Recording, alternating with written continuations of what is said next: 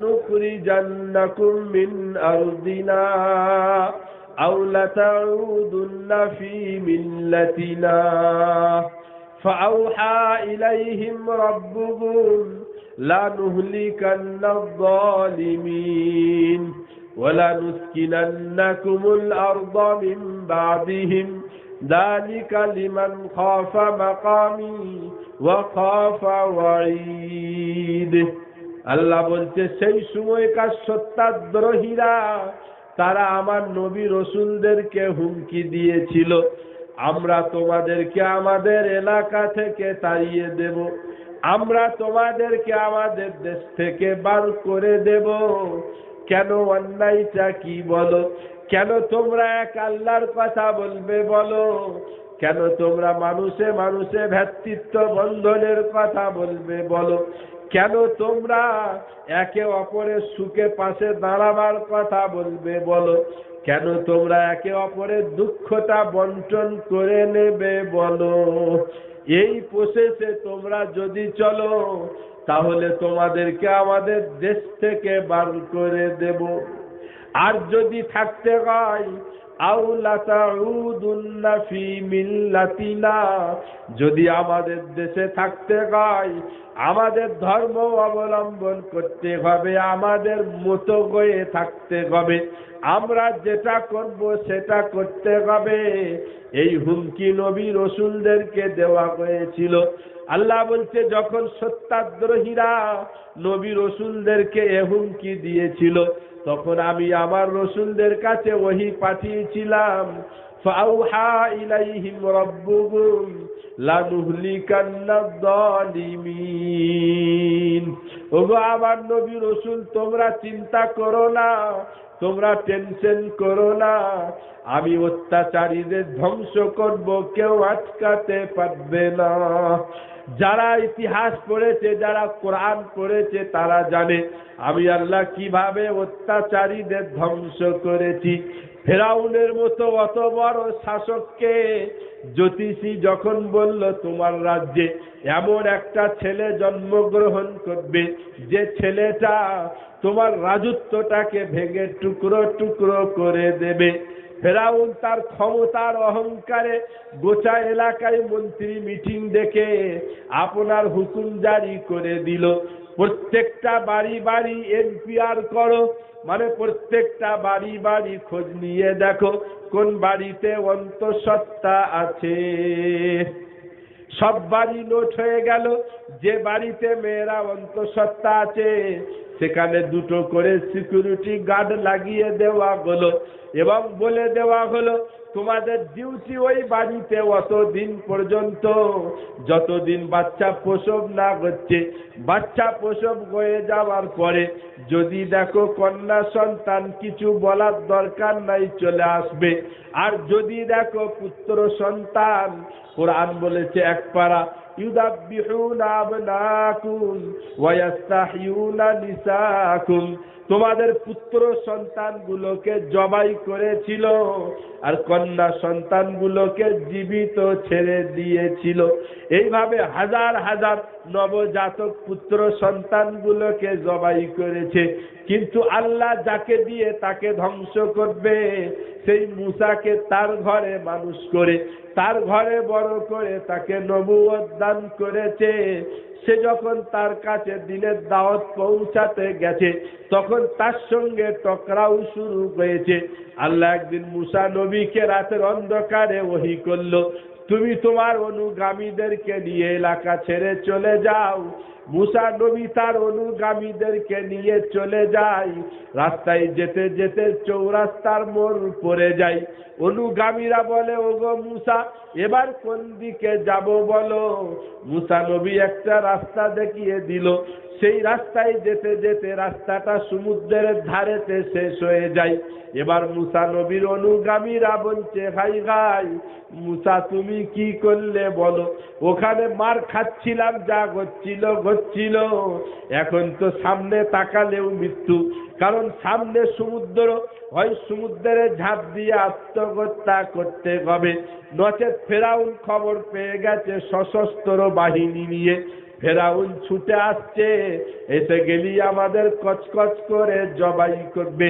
এই যে আলোচনাটা তাদের চলছে আল্লাহ কোরআনে বর্ণনা করেছে।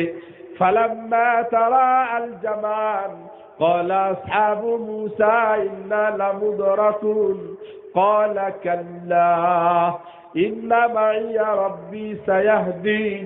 মূসা নবী বলছে ঘাবড়ে যেও না, ভয় খেও না, আমি আছি, আমার সঙ্গে রব আছে, আমরা আছি, আমাদের সঙ্গে আমাদের স্রষ্টা আছে, এক্ষুনি তিনি কিছু রাস্তা বলে দেবেন।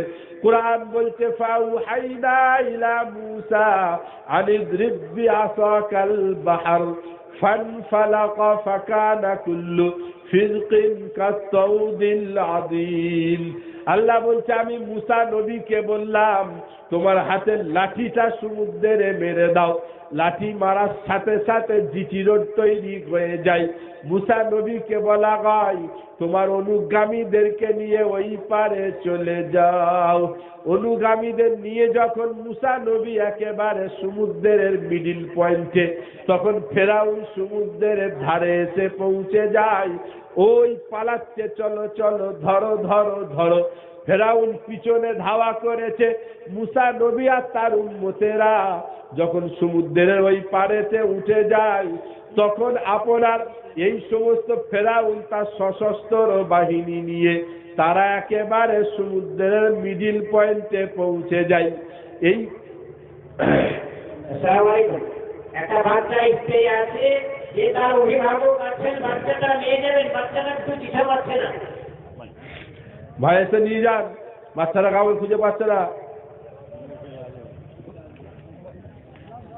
তখন ফেরাউন আর তার সৈন্যদল সমুদ্রের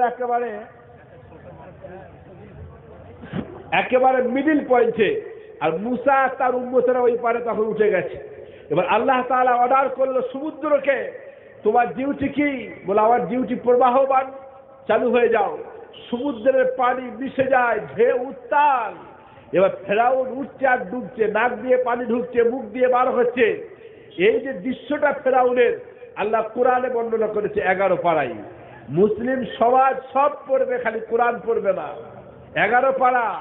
ওয়াজাওয়াজনা বিবানি ইসরাঈলাল বাহর ফাতবাহুম ফিরাউন ওয়া জুনুদুহু বাগিয়াও ওয়া দুআ حتى إذا أدركه الغرق قال آمنت أنه لا إله إلا الذي آمنت به بنو إسرائيل وأنا من المسلمين الآن وقد عصيت قبل وكنت من المفسدين فاليوم ننجيك ببدنك لتكون لمن خلفك آية। আল্লাহ বলছে আমি মূসা তার অনুগামীদেরকে সমুদ্র পার করে দিয়েছি।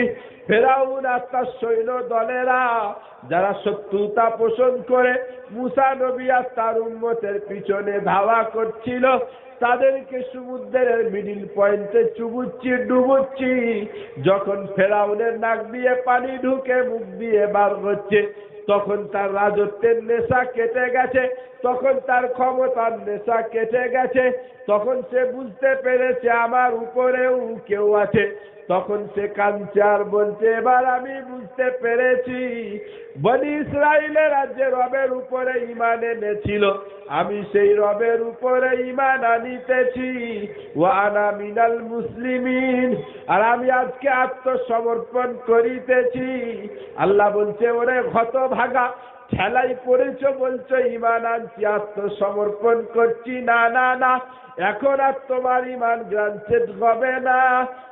আল আনা ওয়াকাদ আসাইতা ক্বাবলু ওয়া কুনতা মিনাল মুফসিদিন। পিছনের ইতিহাসগুলো একবার স্মরণ করে দেখো, কি অত্যাচার, অবিচার, জুলুম তুমি করেছিলে। তোমার ঈমান এখন কবুল হবে না। তবে আমি আল্লাহ বলছি শুনে নাও, ফালইয়াউমা নুনাজ্জিকা বিবাদানিকা, আমি তোমার এই বডিটাকে সুরক্ষিত করে রাখবো, এটাকে হেফাজত করে রাখবো। ওগো আল্লাহ, কেন, কি ব্যাপার? নষ্ট যাতে না হয়ে যায়, পচে যাতে না হয়ে যায়, সেই জন্য নাকি? আল্লাহ বলছে না না না, লিতাকুনা লিমান খালফাকা আয়া, এই জন্য রাখবো তোমার পরে এই পৃথিবীতে যত রাষ্ট্র নায়ক আসবে তারা যেন তোমার ইতিহাস পড়ে, তারা যেন গিয়ে মমিতে তোমার ওই মমিটাকে তোমার দেখে আসে, দেখে আসার পরে তারা যেন শিক্ষা নেয়। ফেরাউনের মতো এত বড় অত্যাচারী শাসককে, এত বড় সুপার পাওয়ারকে আল্লাহ পাক যদি সমুদ্রে ডুবিয়ে মেরে দেয়, তাহলে আমার মতো রাষ্ট্রনায়ক, আমার মতো ক্ষমতাশীল লোককে, আমাদেরকে তো পায়খানার চেম্বারে টিপে ধরবে। কিন্তু আমার ভাইরা মায়েরা বোনেরা, এটা তখন হবে। আল্লাহ বলেছে যখন তোমরা আমার আদেশ মেনে চলবে, মসজিদে নামাজে তোমাদের পাওয়া যাবে। মায়েরা পাঞ্জাগানা নামাজ যখন বাড়িতে আদায় করবে, বাড়িতে বাড়িতে যখন কোরআনের তেলাওয়াত শোনা যাবে, যখন স্বামী স্ত্রীর মধ্যে সুন্দর আচরণ থাকবে, যুবকরা যখন আব্বা মায়ের সেবা শুশ্রূষা করবে, যখন ছোটরা বড়দের শ্রদ্ধা করবে, বড়রা ছোটদের স্নেহ করবে, যাকাত ফরজ হলে যাকাত আদায় হবে, যখন এইভাবে ব্যবসা বাণিজ্য বিশ্বনবীর আদর্শ অনুযায়ী চলবে, একে অপরের সঙ্গে সুন্দর আচরণ থাকবে, আমার পারিবারিক জীবন, আমার সামাজিক জীবন, আমার রাষ্ট্রীয় জীবন যখন বিশ্বনবীর আদর্শকে ফলো করে চলা হবে, আল্লাহ বলছি তখন আমার মদদ আসবে, তোমাদের চিন্তা নাই। কে কি বলে গেল, তোমরা এক থাকো, কোরআন পড়ো, ইমান তাজা হবে। আজ তোমাদেরকেও বলা হচ্ছে ডিটেনশন ক্যাম্পে ভরা হবে। নবীজির ব্যাপারেও এই চিন্তা ভাবনা করা হয়েছিল, শুধু তোমরা কোরআন পড়ো না বলে জানতে পারো না। দারুন নাদুয়া, ওটা ছিল সত্যাগ্রহীদের সংসদ ভবন। বিশ্ব নবী যখন কলেমা কোরআনের প্রচার প্রসার করছেন, তখন তারা সেই সংসদ ভবনে বসে মিটিং ডেকেছিল, তখন তারা আলোচনা করেছিল বিশ্ব নবীর ব্যাপারে। সেদিন 3টে প্রস্তাব পাস হয়েছিল। কোরআনে কারীমের 9 পারা, ইয ইয়ামকুরু বিকাল্লাযীনা কাফারু লিয়ুসবিতু, বিশ্ব নবীর কথা যখন সংসদে উঠে গেল, কি করা যায় বলো তো একে নিয়ে? এ তো ভারী লা ইলাহা ইল্লাল্লাহ মুহাম্মাদুর রাসূলুল্লাহ প্রচার আর প্রসার করছে। তখন এক তরফ থেকে রায় এলো লিয়ুসবিতু, ওকে আবদ্ধ করে দাও, কয়েদ করে দাও, জেলখানায় ভরে দাও, মানে ডিটেনশন ক্যাম্পে ভরে দাও, আবদ্ধ করে দাও, ঝামেলা চুকে যাবে। আপনার আমার ব্যাপারে উসে ষড়যন্ত্র চলিতেছে, ডিটেনশন ক্যাম্পের মধ্যে ভরে দাও, জীবনটাকে দুর্বিষহ করে দাও। সেদিন বিশ্ব নবীর ব্যাপারে কেউ কেউ বলল না না না, ওটা করলে অসুবিধা হয়ে যাবে, তাহলে কি করা যাবে?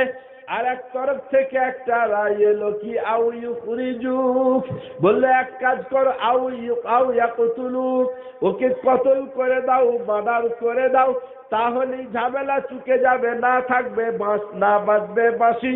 আজকে আমার আপনাকেও সেভাবে টার্গেট করা হয়েছে, কাউকে ইনকাউন্টারে মেরে দেওয়া হচ্ছে, কারণ নামে মিথ্যা মুকদ্দমা চালিয়ে দিয়ে আপনাকে ফাঁসানো হচ্ছে, ইনাই দিয়ে তদন্ত করানো হচ্ছে, লস্করে তৈয়বার এজেন্ট বলা হচ্ছে, কোন জায়গায় মগলিন চিকেন নাম দিয়ে, নামটা দেখেছে মোহাম্মদ আখলাক, বাড়িতে গোস্তের আপনার ফ্রিজে গোস্তের আছে এবং গরুর গোস্ত আছে, এই বলে মিথ্যা অপবাদ দিয়ে মেরে দাও। পেহলু খানকে মেরে দাও, রাকবারকে মেরে দাও, আপনার মালদার আফরাজুলকে মেরে দাও, হাফেজ জুনায়েদকে ট্রেনে মাথায় টুপি পরে আছে মুসলিম, মেরে দাও, পিটিয়ে দাও। এইভাবে কটা মারবে বলো? বিশ্ব নবীর ব্যাপারেও কিন্তু আইন পাশ করা হয়েছিল, আউ ইয়াকতুলুক, মার্ডার করে দাও। তৃতীয় পক্ষ থেকে এলো না না না না না, মেরে দিলে হবে না, ওর বংশটা অনেক বড় বংশ, ওরা ওকে মানে না, সত্য কথা, ঈমান আনে না, এটাও সত্য, কিন্তু ওর গায়ে যদি হাত দেওয়া হয় তখন বংশের ছেলে হিসাবে বংশের মর্যাদার হানি হবে, তখন কিন্তু পুরো বংশটা ঝাঁপিয়ে পড়বে, তখন রক্ষা করা যাবে না। তৃতীয় পক্ষ রায় দিল, আউ ইউখরিজুক, বার করে দাও দেশ থেকে, ঝামেলা চুকে যাবে, যেখানে যাবে যাক। আমাকে আপনাকেও সেই প্ল্যান করা হচ্ছে, কি তোমার দাদি নানির বাপের জন্ম সার্টিফিকেট দেখাও, কি বুঝলেন? দেখাতে পারবে না, বল হাঁটো চলে যাও। এ প্ল্যান ঠিক সেই মোতাবিক চলছে। সেজন্য আমার মুসলমান সমাজ আজকে আপনাদেরকে বলবো, বিশ্ব নবীর সে আখলাক, হিন্দু মুসলমান জৈন খ্রিস্টান বৌদ্ধ আমরা এক, সুন্দর আচরণ দিয়ে আমরা আমাদের নিজেদের সমাজ গঠন করি। সেজন্য আমরা কোরআন পড়ি, যে কথা আমি সেখানে চলেছিলাম, যে বিশ্ব নবী বললেন যে তোমার স্ত্রীকে এক লুকমা তুমি খুশি মনে খাইয়ে দাও, দেখবে আল্লাহর রাস্তায় সদকা করা সব পাবে। কিন্তু আমরা কেউ খাইনি। আমরা খাইয়েছি কাকে? শালিকে খাইয়েছি, ছেলেকে খাইয়েছি। আবার আজকের ওয়াজ শুনে যদি আপনারা কাল থেকে খাওয়ানি চালু করে দেন, তাহলে যারা শাশুড়ি আছে ইনাদের মাথা খারাপ হয়ে যাবে, যে কালকে কি ওয়াজ হলো, কি মৌলবি ধরে আনলে, কি বায়ান করে গেল। সকাল থেকে দেখছে খালি ইওকে খাওয়াচ্ছে, উওকে খাওয়াচ্ছে। এবার কাল পালা পরে বলেন দেখি ইমাম সাহেবের কাছে ছুটে গেছে তাবিজ আনতে। কি বললেন? আপনাদের এলাকা তো তাবিজ দেবে না, যেখানে তাবিজ চলে সেখানে তাবিজ দেবে, এখানে তাবিজ চলে না, তাবিজে সব কিছু নাই। হ্যাঁ, ও একটা মনের ভাউতা আর মনের একটা আপনার মানুষের ভেবে চলে গেল। তো খালা যেয়ে বলছে একটা দাও। ইমাম সাহেব বলছে খালা কি হবে? কালকে ওই যে খাওয়া খাই চালু করেছো, ওইটা খালি মারামারি চালু করে দাও। তাই নাকি? বলে হ্যাঁ। ইমাম সাহেব বাচ্চাটি জানে দিতে নাই, আর কি দেবো একে আমি কি বলে দিই, না দিলেও ও আবার ভাত দেবে না, চালানো ঝামেলা। মোটামুটি একটা কাগজে এরকম করে ইজি বিজি করে লিখে কিছু একটা দিয়েছে। কি বুঝলেন? তো ফেরেশতা তো সকলের কাছেই আছে, ইমাম সাহেবের কাছেও আছে। ফেরেশতা কানে কানে বলছে হুজুর কি ভাষায় তাবিজ দিলেন আমরা বুঝতে পারলাম না। কি বুঝলেন? এবারে কোরআনের পড়েছেন যে ঝামেলা তো হবেই, ঘর সংসার করতে গেলে একটু ঠুকোমুখি হবে। এবার রইল কথা, আমাদের প্রধানমন্ত্রী সাহেব ঘর করেন তো উনি জানবে কি করে ঝামেলা হয়, এটা আলাদা কথা। তো ঝামেলা যখন হবে, সকালবেলায় ছেলেটার মেজাজটা খুব গরম ছিল, বুঝলেন? স্ত্রী একটা কথা বলতে গেছে আর ছেলেটা গরম দেখিয়ে দিয়েছে স্ত্রীকে। তো এই শাশুড়ি খালা চুপি চুপি পাশের বাড়ির বুড়িটাকে গিয়ে বলছে আমাদের ইমামের তাবিজের কি পাওয়ার বুন, কালকে দিয়েছে আয় থেকে অ্যাকশন চালু। তো ফেরেশতা বলছে খালা তুই আগে কবর আয়, তোর 12টা বাজাবো। ছেলে যদি বৌমাকে খাইয়ে দেয় তাহলে শাশুড়ির ডিউটি কি হবে? কোরআন এবং হাদিস অনুযায়ী শাশুড়ি জোহরের সময় এক্সট্রা 2 রাকাত নামাজ পড়ে আল্লাহর কাছে কান্দো, আল্লাহ আজকে আমার ছেলে বৌমার যে আমি চিত্রটা দেখলাম, মৃত্যু পর্যন্ত তুমি ওদের ওই ভালোবাসাটা বজায় রেখো। এটা হবে শ্বশুর বা শাশুড়ির দায়িত্ব বা তাদের ডিউটি। এইবারে আপনারা আসুন, আপনারা সুবুদ্ধি সম্পূর্ণ মানুষ। এখন ধরে কোনো ফ্যামিলিতে হতে পারে স্বামী স্ত্রী অ্যাডজাস্ট হচ্ছে না, মনোমালিন্য হচ্ছে না, তাই বলে কি কোনো ছেলেটাকে খালি বলা আছে তুমি খালি তালাক দিয়ে দাও? আপনি অবাক হবেন। আমি আপনাদের এই মালদায় যত জলসাতে যেখানে আসি, ইন্টারসিটি এই যেটা আপনার কাঞ্চনজঙ্ঘা এইটা আসি আর ইন্টারসিটিটাই যাই ভোরের বেলায়। তো এখন তো লকডাউন, স্কুলগুলো বন্ধ আছে। তো ওই বর্ধমান থেকে অনেক ভদ্রমহিলা যারা স্কুলের টিচার তারা ওই গাড়িতে ওঠে। তো একসঙ্গে উঠি, অনেকের সঙ্গে পরিচয় হয়েছে। তো বলা আপনি কোথায় যান? তাই বললাম এই ব্যাপার যাওয়া আসা করি।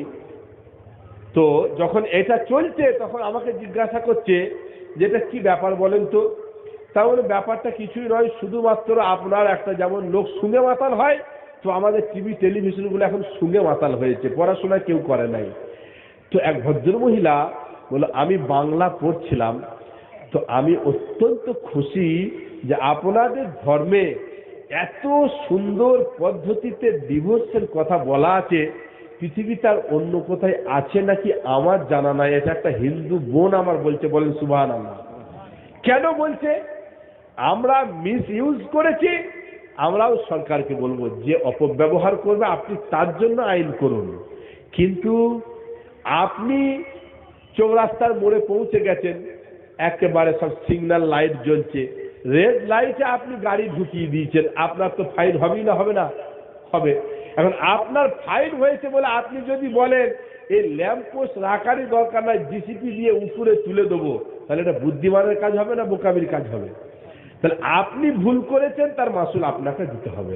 এখন কেউ যদি ভুল করে তার জন্য আপনি সাজা করুন, বলছে না গোটা কোরআন হাদিস থেকে একবারে জিসিপি দিয়ে তুলে ফেলে দেবো, এটা বোকামি হচ্ছে, এটা ভুল হচ্ছে। এবার আপনি সিস্টেমটায় আসুন।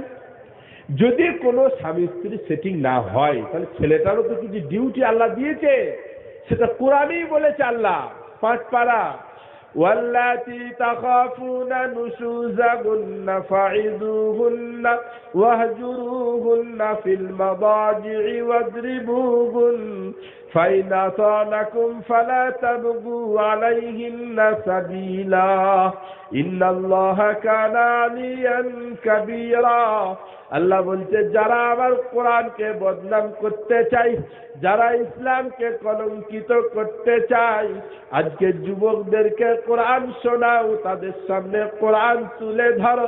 কোরআন বলছে যদি কোনো বাড়িতে স্বামী স্ত্রী অ্যাডজাস্ট না হয়, ঝুট ঝামেলা করছে, মনোমালিন্য হচ্ছে, একে অপরকে মেনে নিতে পারছে না, বা স্ত্রী স্বামীর কথা মানতে চাইছে না, তাহলে সেই ছেলেটার কি ডিউটি শুধু তালাক বলবে নাকি? কোরআন বলছে না না না, সর্বপ্রথম সেই ছেলেটার ডিউটি হলো ফাইযুহুন, সে তার স্ত্রীকে বোঝাতে থাকবে, ভাত খেতে খেতে বোঝাবে, চা খেতে খেতে বোঝাবে, রাত্রিবেলায় একটা বালিশে মাথা দিয়ে খেবে, সেখানে এক বালিশে মাথা দিয়ে তার কানে কানে বোঝাবে, বাজার থেকে 2টো রসমালাই এনে একটা নিজে খেয়ে একটা খাইয়ে দিয়ে তাকে বোঝাতে থাকবে, হাতটা ধরে কেঁদে কেঁদে বোঝাবে, দেখো আমি তোমায় এত ভালোবাসি, যদি তোমার বদনাম হয়ে যায়, তোমার বাপ মায়ের বদনাম হবে, সেটা আমি তোমার স্বামী হিসাবে মেনে নিতে পারবো না।